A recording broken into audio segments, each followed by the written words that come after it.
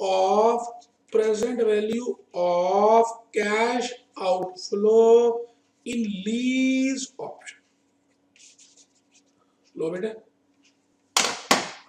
तो क्वेश्चन 3 कर दिया जी मैंने, लीज ऑप्शन की है, अभी बाइंग करूंगा।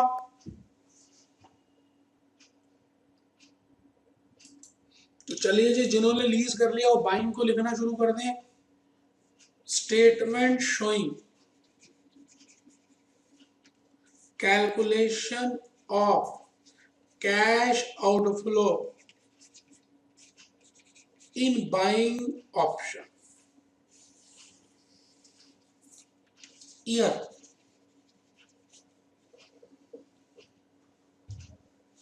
Principal, interest, depreciation, tax saving on interest and depreciation, cash outflow, present value factor and present values। लो बेटे, आराम से बेटे, 1 2 3 and 4। बेटे अब मुझे पहले एक एक एक इंस्टॉलमेंट निकालनी होगी, तो मैं शुरू करूंगा।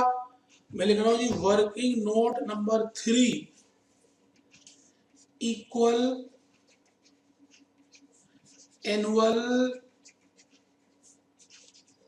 Instalment, equal annual installment EAI is equal to amount of loan, loan का जो भी अमाउंट है डिवाइडेड बाय एन्युटी फैक्टर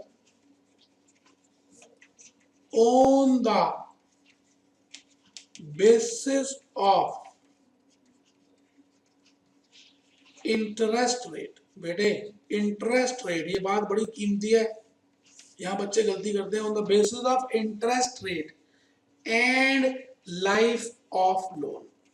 आराम से बेटे पहले लिख ले, मैंने वही फॉर्मूला लगाया जो आपको बताया था बेटे, मैं कुछ भी चेंज नहीं कर रहा, इतना मैं आपको बता दूं, ठीक है जी। तो चलिए जी दोस्तों, लोन का अमाउंट है 50,000 रुपए, एक बार देख लें आप, और 12% का ब्याज है, तो 1/1.12 इक्वल टू ग्रैंड टोटल। तो बेटे आपके पास एन्युटी फैक्टर आ जाएगा 1 divided by 1.12 equal to grand total. यहां भी क्या बेटे 3.037 3.037। तो ये मैंने यहां लिख दिया जी, 50,000 भाग में 3.037, ये देखते हैं कितना आ रहा है। एक इंस्टॉलमेंट कितनी आ रही है, 50,000 डिवाइडेड बाय 3.037, ये आ गई 16,464। देख लीजिए प्लीज। इसका मतलब लोन ऑप्शन में 4 बार हमें 16,464 16,464 16,464 और 16,464 देना पड़ेगा। और इसके दो भाग हैं, principal interest, principal interest, principal interest. आराम से बेटे देख लीजिए।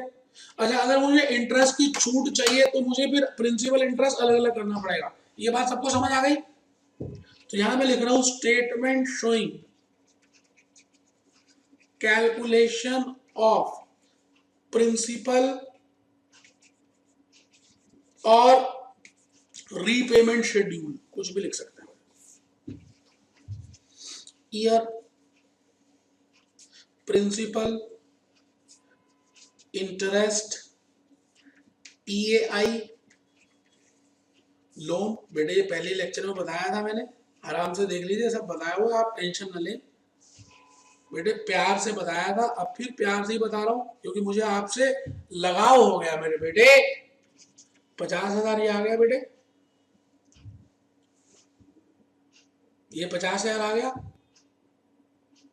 6,000 का बेटे, अच्छा ये बेटा 16,464, 16,464, 16,464, 16,464, और बेटे पहली बार आएगा 6,000 और यहाँ आएगा 10,464 प्रिंसिपल। तो बेटे यहाँ से 10,464 लेस करेंगे, आराम से देख लीजिए, मैंने ये कराया हुआ है, फिर करा रहा हूँ, कोई बात ही नहीं है बेटे, पेपर में जरूर आएगा। 10,464 ये आ गया बेटे 39,536 इंटू 12%, ये आ गया बेटे 4,745। लो बेटे, तो 16,464 माइनस 4,745, ये आ गया बेटे 11,719। तो 11,719 यहां से लेस कर देंगे,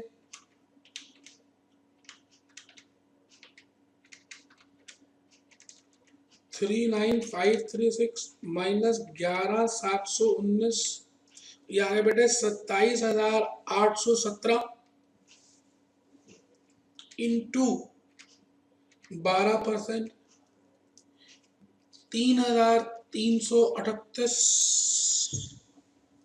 16,464 माइनस 3,338, ये आ गया बेटे 13,126।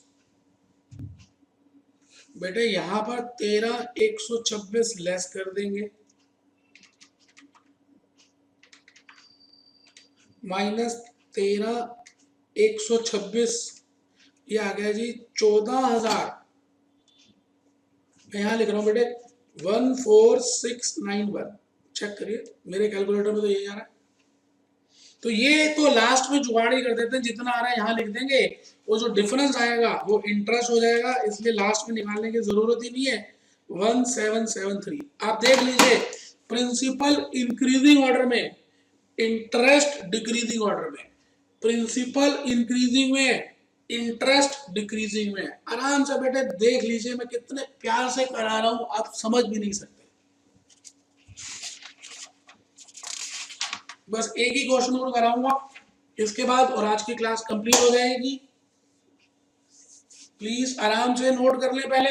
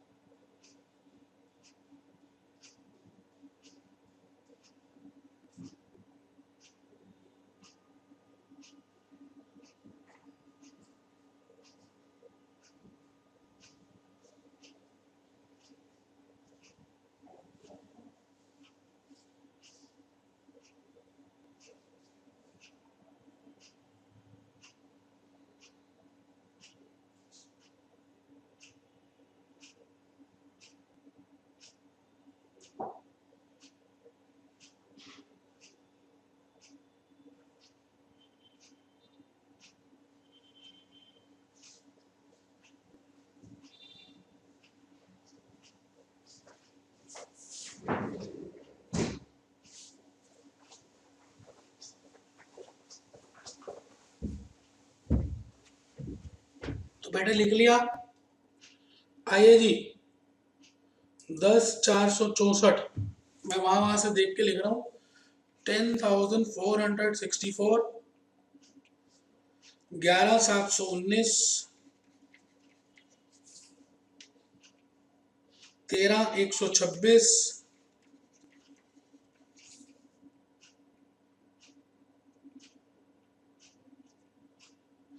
14,691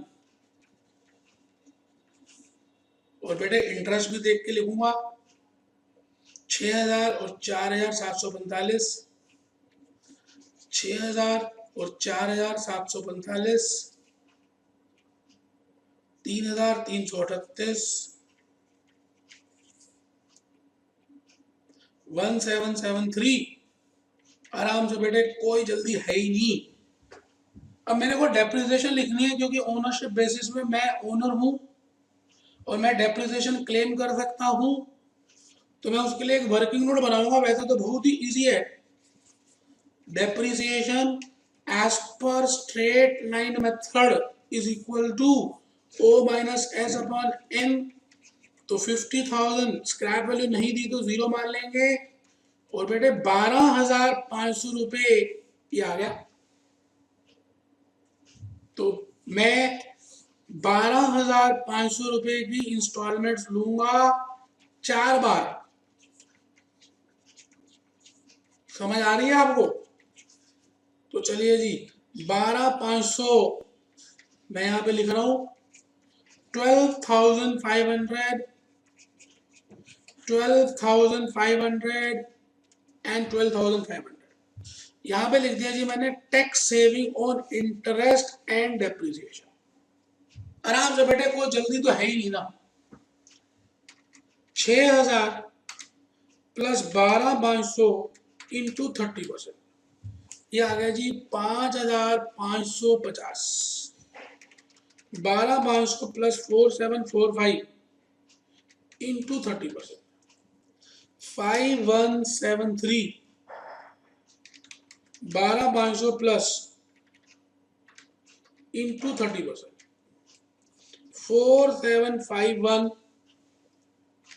12,500 प्लस 1,773 इंटू 30%, 4,281। बेटे आराम से देख लें, मैं कोई जल्दी है ही नहीं।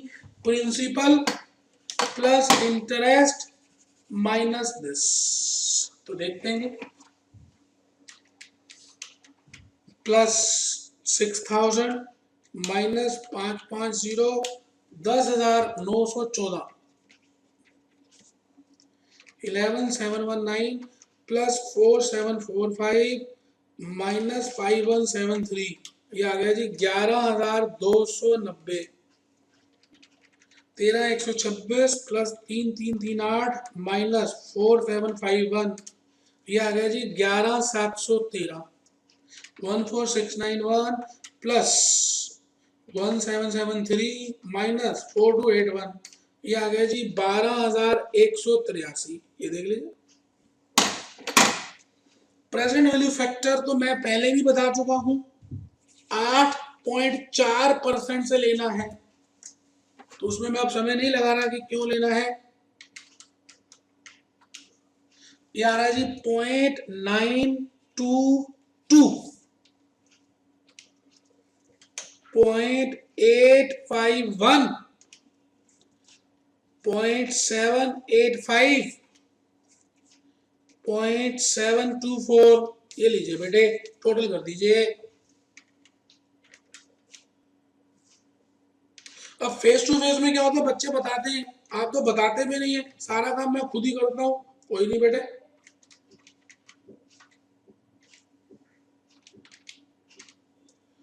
₹10,062,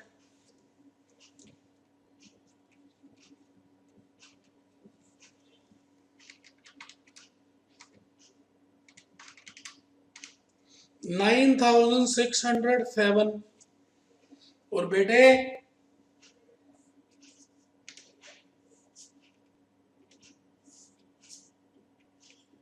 आराम से देख ले बेटे, टोटल करें, मैं रुका हूं, यहां पे फिगर आनी चाहिए 37,659, 37,659। तो यहां लिख दीजिए total of present value of cash outflow in buying option 37,659। तो बेटे मैं रुका हुआ हूं, मुझे रिकमेंडेशन लिखवानी है, आप पहले यहां तक सॉल्व कर लें, फिर मैं आगे चलूंगा मेरे बेटे। तो मैं अब रिकमेंडेशन लिखूंगा।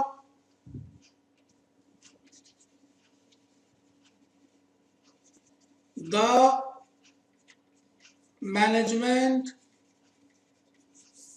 में B advised, the management may be advised to acquire the asset on lease basis as it involves lower incidence of cash outflow. बस बेटे एक ही क्वेश्चन रहेगा बेटे, बस एक ही करना है, और ये lecture number 2 lease versus buy का कंप्लीट हो जाएगा, और फिर लेक्चर 3 हम देखेंगे। पहले मैं आज के लेक्चर में जो होमवर्क दूंगा आप वो जरूर करेंगे। बेटे देख रहे हैं आप, मैं रिकमेंडेशन जरूर लिखता हूँ, आप देख रहे हैं मैं मेन आंसर अलग लिखता हूँ, वर्किंग नोट अलग लिखता हूँ, वर्किंग नोट की भी मेन आंसर की भी हेडिंग तक लिखता हूँ बेटे। तो आइए हम क्वेश्चन नंबर अभी 4 नहीं कर रहे, 5 भी नहीं कर रहे, अच्छा 5 कर रहे हैं, तो 4 अभी नहीं कर रहे, तो पहले 5 कर रहे हैं।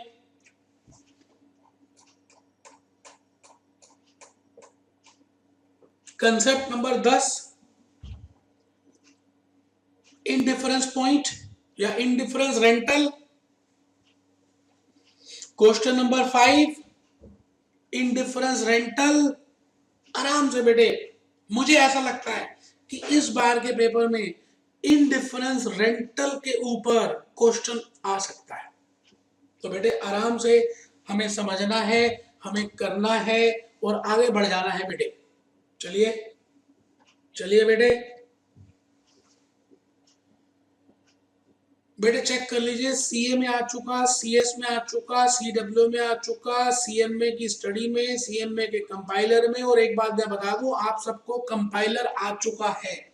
आप प्लीज सीएस के जो बच्चे हैं, सीएस की साइट में जाकर कंपाइलेशन आ गई है फाइनेंशियल मैनेजमेंट के क्वेश्चंस की और आंसर्स की, तो आप प्लीज उसको डाउनलोड करें, उसको प्रिंट आउट निकलवाएं और उसकी स्पाइरल करें और सारे क्वेश्चंस चेक करें, मैंने सब इंक्लूड किए हुए हैं।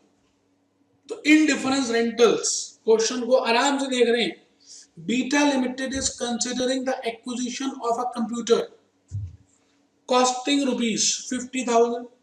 बेटे एक कंप्यूटर है 50,000 का, बीटा लिमिटेड लेना चाहती है, लाइफ इज 5 years, अंडरलाइन कर दीजिए 5 साल की लाइफ है। The company plans to acquire the same, और वो कंपनी उसको बोरो करके लेना चाहती है with 15% interest. The company wishes to know the lease rentals, underline कर दीजिए, इसमें नई बात है, लीज रेंटल्स नहीं दिए हुए, नहीं नहीं कभी नहीं दिए ही नहीं हुए।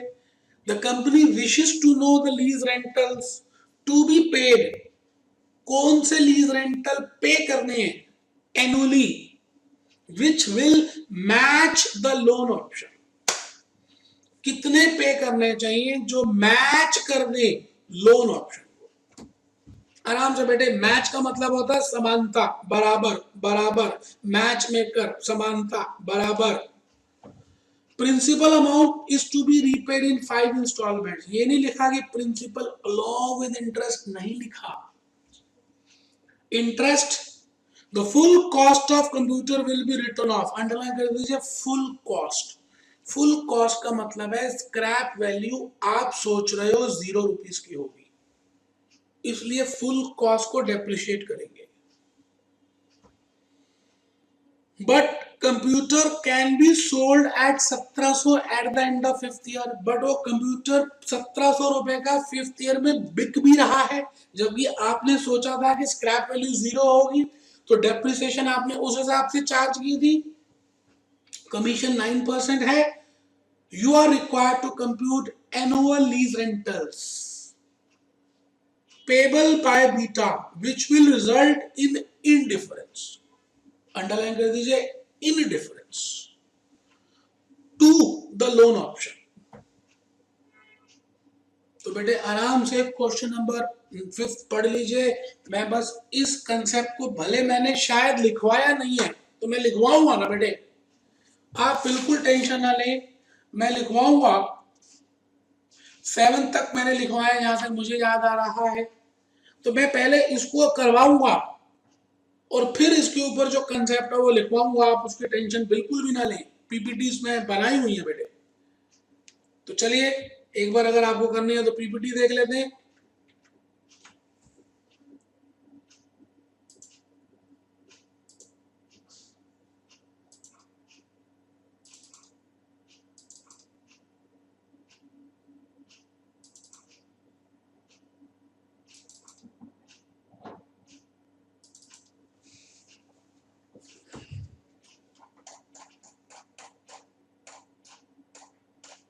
मुझे याद है बेटा 7 तक तो लिख लिया था. अच्छा ये स्लाइड पूरी हो गई थी, ठीक है बेटा.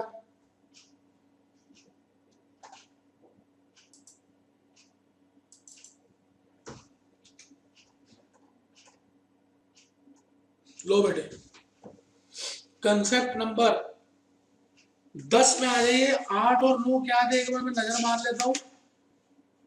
अच्छा फीचर्स ऑफ बाइंग ऑप्शन भी लिख लिया था, evaluation from the point of view lazy भी लिख लिया था. बहुत बढ़िया, हमने 9 तक लिख लिए थे. कंसेप्ट 10 एक बार लिख लें, फिर मैं क्वेश्चन नंबर 5 कराऊंगा और आज का लेक्चर कंप्लीट है.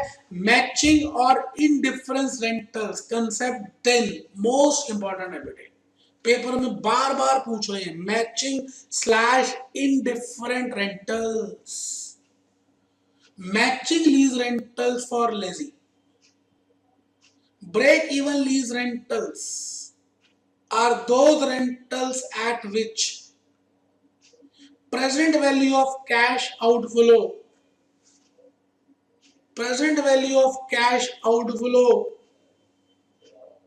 under loan option is equal to, अब बीच में है नहीं बेटे, is equal to present value of outflow under lease option. Break even lease rentals are those rentals at which present value of outflows under loan option is equal to present value of outflows under lease option. आराम से लिख लें बेटे. B point समझा दूंगा बेटे, खाली लिख लीजिए.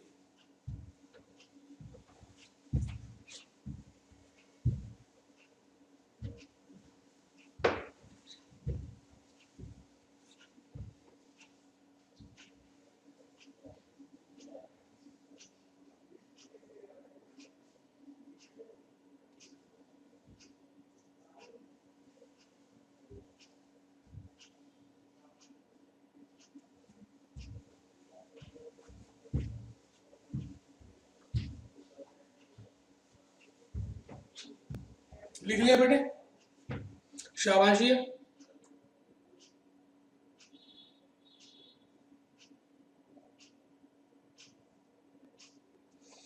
सी पॉइंट भी लिख लीजिए.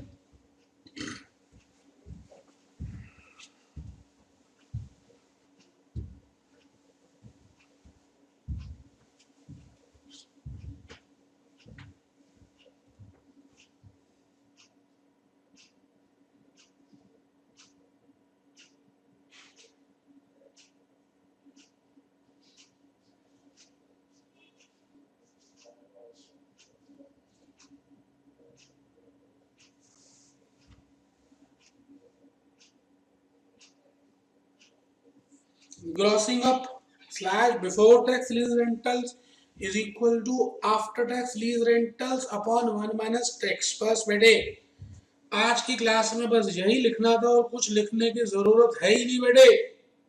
ये देखिए मैंने अलग अलग आपके सामने फाइनेंस की स्लाइड्स इमेजेस कुछ बनाई हुई हैं। बस बेटे ये भी हम नहीं लिख रहे, इसको भी अलग लिखेंगे बिगिनिंग में, अभी नहीं कर रहे। आइए बेटे, मैंने इसको मिनिमाइज कर दिया, ये भी मिनिमाइज कर दिया। आइए मैं अपनी तरफ से पहले कुछ बातें लिखवाऊंगा। क्वेश्चन नंबर 5, पहली बात बेटे नोट 1 में लिखेंगे घर के लिए। In this question lease rents charged by lessor from lessee, charged by lessor from lessee are not specified. दिए नहीं हुए बेटे, hence to be calculated, इसलिए उनको निकालना जरूरी है।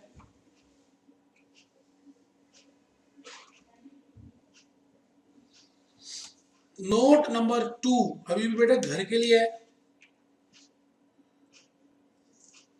As per the language of the question, as per the language of the question, as per the language of the question, lease rents should be which will match loan option. बड़ी प्यारी सी बात लिखी है बेटे, इसका मतलब वो ये कह रहा है कि लीज रेंट हमें नहीं पता क्या होंगे, लेकिन लीज रेंट वो वाले होने चाहिए जो किसको मैच कर दें, जो किसको मैच कर दें, cash outflow in buying option को मैच कर दें। आराम से बेटे, कोई टेंशन है ही नहीं, मुझे ये पता ही नहीं है, पता नहीं